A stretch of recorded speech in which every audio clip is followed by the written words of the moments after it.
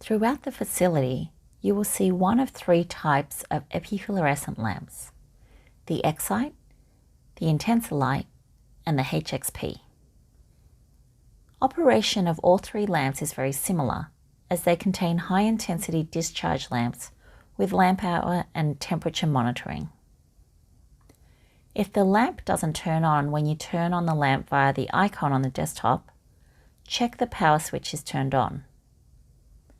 The intensity of the Xite can be controlled with the dial at the front.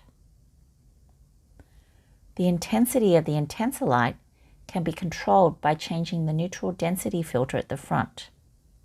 However, sometimes this lamp doesn't start up, so make sure the lamp indicator at the front stops flashing and changes to solidly on.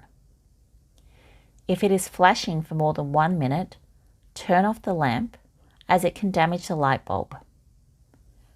Wait a minute and then try to turn the lamp on again. The intensity of the HXP can be controlled at the front using the intensity knob.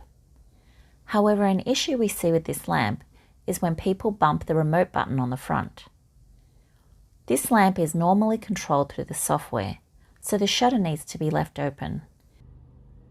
Therefore, the button on the front must not be pushed in so that the software can fully control the lamp. The fluorescence excitation lamp will take approximately 5 minutes to warm up and stabilize, so turn it on at the start of your session before doing anything else.